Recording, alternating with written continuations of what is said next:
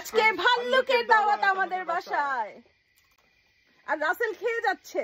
ভাল্লুকের হাড্ডি খাচ্ছে নাকি রাসেল? ভাল্লুক আসার পূর্ব প্রস্তুতি। নিয়ার থেকে কেনা দেশি হালাল স্টেক।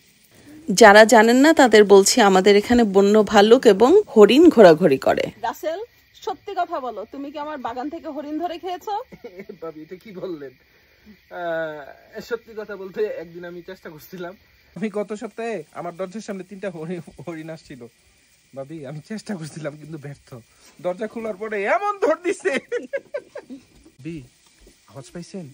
আমিও তো পাচ্ছি ভাল্লুকের আওয়াজ। শুনেন, ভাল্লুক কিন্তু চলে আসছে। এই যে ভাল্লুকের আওয়াজ শুনতে পাচ্ছেন?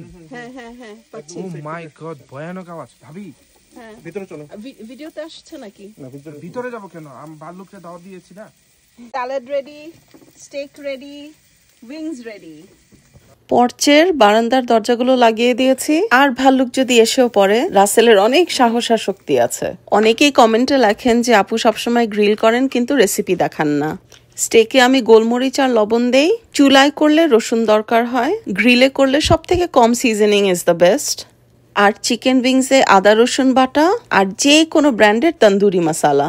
ম্যারিনেশনের সময় একটু তেল দিয়ে দেই। আমাদের আমেরিকার পাহাড়ের জীবনটা দেখার জন্য চ্যানেলটির সঙ্গে থাকুন। Bye bye.